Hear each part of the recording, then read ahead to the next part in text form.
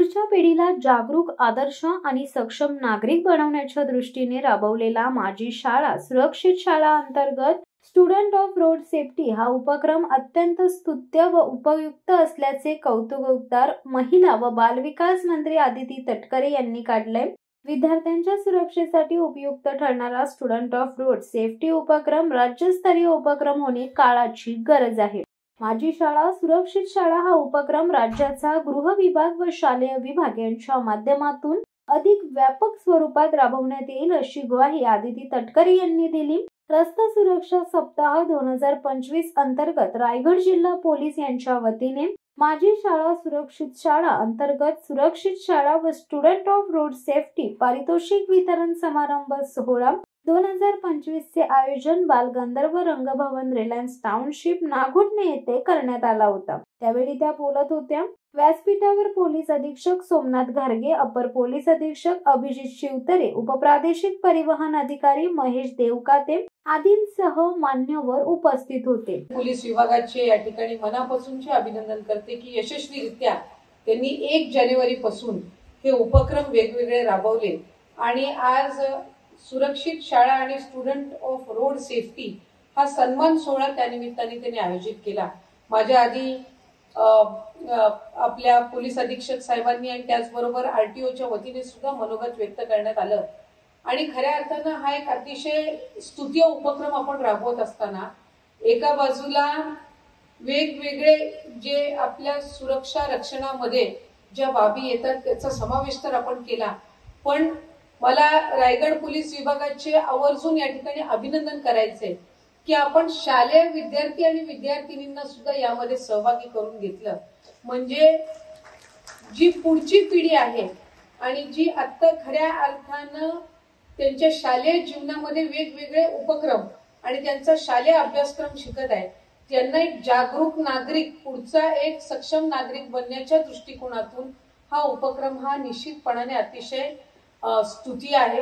काही दिवसांपूर्वी, काही महिन्यांपूर्वी बदलापूरमध्ये एक घटना घडली होती आणि त्याच्यामध्ये मला आठवते की गृह विभाग असेल, शालेय शिक्षण विभाग असेल, महिला व बालविकास विभाग म्हणून कारण 2 लहानग्या मुलींवर शाळेमध्ये काही एक दुर्दैवी आणि निषेधार्ह घटना घडल्या होत्या आणि त्यातून आम्ही इतर वेळेला सुद्धा आमची जी चाइल्ड वेलफेअर कमिटी असते किंवा बाल हक्क आयोग आहे या माध्यमातून त्या ठिकाणी एक विंडो उपलब्ध करून दिलेली असते आणि मग पोलीस विभाग असेल, स्थानिक प्रशासन असेल आणि CWC आणि बाल हक्क किंवा महिला आयोग अशा पद्धतीनं त्यांच्यामध्ये घटना ज्या वेळेला घडतात त्यावेळेला एक समन्वय साधून त्या पीडितेला न्याय देण्याचा प्रयत्न हा केला जात असतो। पण जर सुरुवातीलाच आपण सगळ्या प्रिकॉशनरी मेजर्स घेतल्या तर मला वाटतं निश्चितपणाने अशा पद्धतीच्या घटना आपण टाळू शकतो।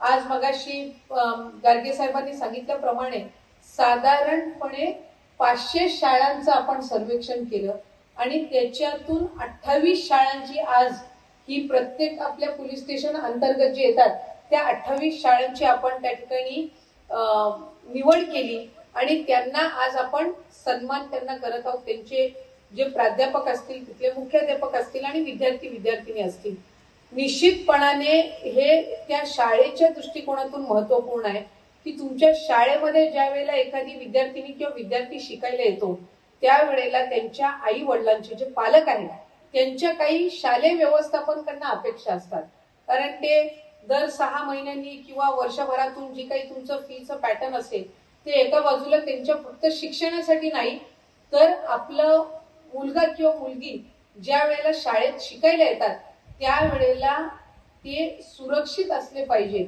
ह्या दृष्टिकोनातून सुद्धा त्यांच्या शालेय व्यवस्थापनकडनं काही अपेक्षा असतात आणि आज या 28 शाळा ज्यांना आपण सन्मानित करत आहोत यांनी साधारणपणे 90% पेक्षा अधिक जी शाळा सुरक्षित कशी असावी याची उदाहरणं समोर ठेवलेली आहेत। त्यामुळे पहिलं तर मी 28 शाळांचे मनापासूनचे अभिनंदन करीन की आपण या उपक्रमामध्ये अतिशय चांगल्या पद्धतीने सहभाग घेतला आणि तुमच्या शाळा ज्या आहेत या आपण परिपूर्ण म्हणजे फक्त शिक्षणाच्या बाबतीत नाही तर मुलांच्या सुरक्षतेच्या दृष्टिकोनातून सुद्धा तुम्ही हे पाऊल उचललं। इतर ज्या उर्वरित शाळा आहेत आपण साधारणपणे 500 शाळांचं सर्वेक्षण केलेलं आहे, या 28 बाजूला सोडून ज्या इतर शाळा आहेत यांनाही मी SP साहेबांना या निमित्ताने विनंती करीन की आपण आपल्या वतीने पत्र लिहावं आणि येत्या 30 दिवसांच्या आत या 28 शाळांनी जो गुणांकन मिळवलेला आहे त्या गुणांकनापर्यंत या उर्वरित शाळांनी पोहोचलं पाहिजे.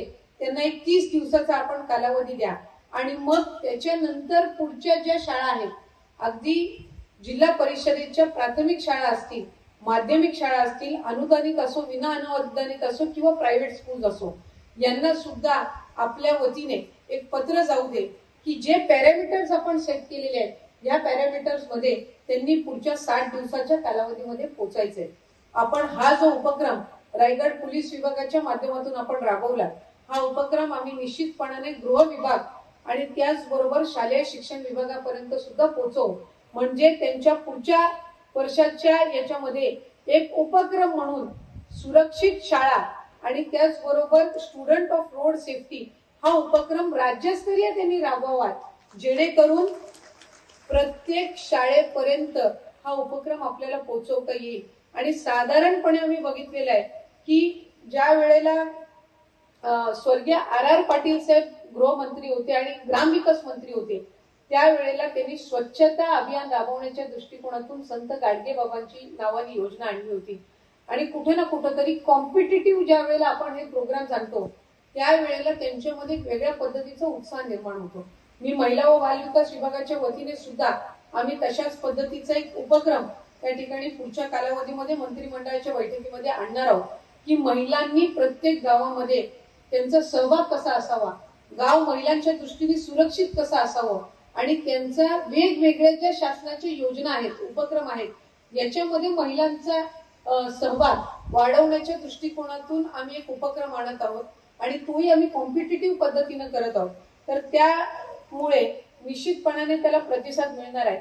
तर शालेय शिक्षण विभागाने सुद्धा राज्यस्तरीय असे उपक्रम राबवावेत की शाळा सुरक्षित राहण्याच्या दृष्टिकोनातून शाळांमध्ये ज्या वेळेला कॉम्पिटिशन होईल त्यावेळेला निश्चितपणाने प्रत्येक शाळा आणि त्यांचं व्यवस्थापन हा प्रयत्न करेल की आपली शाळा ही इतर शाळांच्या दृष्टीने अधिक सुरक्षित आणि त्याचबरोबर मुलांसाठी निश्चितपणाने अभ्यासक्रमांच्या व्यतिरिक्त सुद्धा एक अनुकूल वातावरण ठेवण्याच्या दृष्टिकोनातून काम करतील.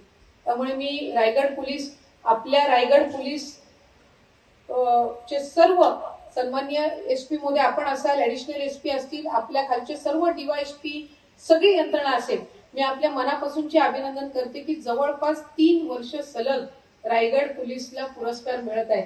म्हणजे प्रथम असेल, द्वितीय असेल, पहिल्या 3 मध्ये तर आपण नेहमीच राहिलेलो आहोत. त्याच्यामुळे एका बाजूला रायगड पोलीसचं काम हे उज्ज्वल आहेच, पण त्याचबरोबर वेगवेगळ्या पद्धतीचे नाविन्यपूर्ण उपक्रम राबवण्याच्या दृष्टिकोनातून सुद्धा आपण पावलं उचलत आहात.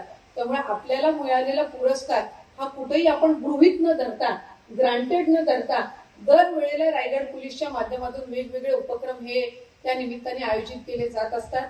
मी पोलीस बँडचा सुद्धा आवर्जून उल्लेख करीन आणि मी नेहमी म्हणत असते की रायगडचं पोलीस बँड हे इतर पोलीस बँडच्या तुलनेमध्ये निश्चितपणाने उज्ज्वल आहे. त्याचा आम्हाला नक्कीच अभिमान हा नेहमी वाटत असतो. बऱ्याचशा वेळेला गणपती असेल, होळी, शिमगा असेल, त्यावेळेला रायगड पोलीस विभागाच्या वतीने ज्या ज्या वेळेला चेकपोस्ट असतील, इतर नियोजन केलं जात असतं, त्यावेळेला तिथल्या स्थानिक ग्रामपंचायत, तिथले स्थानिक नागरिक सुद्धा पुढे येत असतात आणि वेगवेगळ्या जे आस्थापना असतात, कंपनीज असतात, हे सुद्धा आपल्या CSR फंडच्या माध्यमातून त्या ठिकाणी त्यांना सहकार्य करण्याचं काम हे करत असतात. बऱ्याचशा वेळेला पाणी वाटप असेल किंवा काही पोलीस विभागाच्या माध्यमातून जे काही कर्मचारी असतात त्यांच्यासाठीचे शेड उभारणं असेल, अनेक उपक्रम हे केले जात असतात. आपल्याला पुढच्या कालावधीमध्ये नागोठण्याचं जे पोलीस स्टेशन आहे, ज्याला बऱ्याचशा कालावधीपासून आपण चांगल्या पद्धतीनं त्याला निधी हा उपलब्ध करून दिलेला आहे, पण ते आणखीन सक्षम करण्याच्या दृष्टिकोनातून आपल्याला काम करायचंय. नॅशनल हायवेचं काम साधारणपणे या 3-4 महिन्याच्या कालावधीमध्ये पूर्ण होणार आहे. त्यामुळे इतर वेळेला, गणपतीच्या वेळेला दरवर्षी जो अधिकचा भार आणि त्रास आपल्याला होतो, नागरिकांना सुद्धा प्रवास करताना होतो, तो यंदाच्या वर्षीपासून निश्चितपणाने आपल्याला जाणवणार नाहीये. आणि 90% हायवेचं काम पूर्ण झालेलं असताना आता जे उर्वरित 10-15% आहे त्याला सुद्धा गती देण्याचं काम हे नॅशनल हायवेच्या माध्यमातून आणि स्टेटच्या PWDच्या माध्यमातून सुद्धा त्या निमित्ताने होत आहे. त्याच्यामुळे पुढच्या कालावधीमध्ये ती एक मोठी अडचण जी आहे ती आपली निश्चितपणाने दूर होणार आहे. रायगड जिल्हा एका बाजूला औद्योगिक जिल्हा म्हणून सुद्धा ओळखला जातो. पर्यटनाच्या दृष्टिकोनातून सुद्धा एक वेगळी ओळख रायगड जिल्ह्याने निर्माण केलेली आहे. त्याच्यामुळे पोलीस विभागावर होणारा ताण हा मी निश्चितपणाने जाणतो. 2% जो काही राखीव निधी जिल्हा नियोजन मध्ये आपण ठेवलेला असतो याच्यातून वेगवेगळ्या गोष्टी आपण निश्चितपणाने पोलीस वाहनं असतील, दलासाठी वाहनं असतील किंवा पर्यटनाच्या दृष्टिकोनातून ज्या बाबी असतील या तर आपण करतच असतो. मी आत्ताच आज आपले या ठिकाणी RTOचे सन्माननीय जे पेणचे महेशजी सुद्धा उपस्थित आहेत. आपलं पेणला RTOचं एक कार्यालय आहे आणि बऱ्याचशा वेळेला दक्षिण रायगड मधली जी आमची आहेत त्यांना तिथपर्यंत प्रवास करायला लागत असतो. मधल्या कालावधीमध्ये गेल्या वेळेला माझ्याकडे ज्या वेळेला जिल्ह्याची जबाबदारी होती आणि राज्यमंत्री असताना माणगावमध्ये आपण एक जागा त्या ठिकाणी आयडेंटिफाय केलेली आहे आणि कुठे ना कुठेतरी हा विस्तार डिसेंट्रलायझेशन होणं हे गरजेचं आहे. आणि त्या दृष्टिकोनातून सुद्धा मी आत्ताच SP महोदयांसोबत सुद्धा गाडगे साहेबांसोबत त्या संदर्भातली माझी चर्चा झाली. इतर काही हे आहेत, आता रिलायन्स सुद्धा या ठिकाणी उपस्थित आहे, ते इतर वेळेला सुद्धा आम्हाला सहकार्य करत असतात. आजही या कार्यक्रमामध्ये सुद्धा त्यांनी पोलीस विभागाला सहकार्य केलेलं आहे. माझी या निमित्ताने त्यांना सुद्धा विनंती राहील की RTOचं एक आम्ही जे सेंटर आहे ते आम्ही माणगाव मध्ये सुद्धा दक्षिण रायगड मध्ये सुरू करण्याच्या दृष्टिकोनातून सुद्धा काम करत आहोत. त्यामुळे पोलीस विभागाच्या राखीव काही निधीमधून आम्ही त्याच्यासाठी प्रयत्न करतोय, परिवहन विभागाच्या ह्याच्यातून सुद्धा प्रयत्न करतोय. रिलायन्सनी सुद्धा त्यामध्ये थोडा पुढाकार घ्यावा, कारण हे कायमस्वरूपी असणार आहे. आणि दक्षिण रायगड मधली जी वाहतूक आहे, जे रजिस्ट्रेशनसाठी त्यांना किंवा ट्रान्सपोर्टच्या कुठल्याही बाबीसाठी त्यांना पेणपर्यंत यावं लागतं, त्यांना माणगाव मध्ये ती सुविधा उपलब्ध करून देण्याच्या दृष्टिकोनातून आम्ही काम करत आहोत. त्यामुळे त्याच्यामध्ये आपलाही सहभाग त्या निमित्ताने निश्चितपणाने असावा अशीच मी या निमित्ताने विनंती करते. आज ज्या 28 शाळांना या ठिकाणी सन्मानित करण्यात येत आहे त्यांचे मुख्याध्यापक, त्यांचे प्राध्यापक, विद्यार्थी, मित्रमैत्रिणी यांना मी मनापासूनच्या शुभेच्छा देईन की आपण या पहिल्यांदाच आयोजित केलेल्या सन्मान सोहळ्यामध्ये आपला सन्मान त्या निमित्ताने होत आहे. तुम्हाला सन्मान आणि सन्मान चिन्ह देण्यात येत आहे किंवा सर्टिफिकेट देण्यात येत आहे याचा अर्थ त्या 28 शाळांची जबाबदारी अधिकची वाढलेली आहे. कारण तुमच्या प्रिन्सिपलच्या केबिन मध्ये किंवा तुमच्या असेंब्ली हॉलमध्ये हे सर्टिफिकेट लागणार आहे.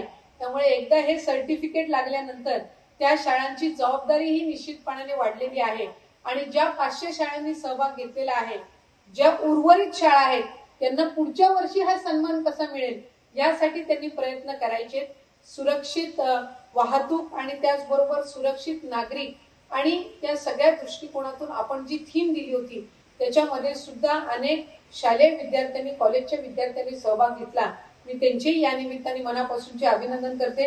रायगड पोलीस विभागाच्या वतीने हा जो अभियान रस्ता सुरक्षा गेल्या 15-20 दिवसापासून सुरू आहे त्या अभियानाला सुद्धा या निमित्ताने शुभेच्छा देते. थांबते. धन्यवाद. जय हिंद. शिवसत्ता टाइम्ससाठी धम्मशील सावंत, रायगड. दे धडक बेधडक वृत्त देणाऱ्या आपल्या शिवसत्ता टाइम्स न्यूज चॅनलला लाल बटन दाबून सबस्क्राईब करा आणि बेल आयकॉनला क्लिक करायला विसरू नका.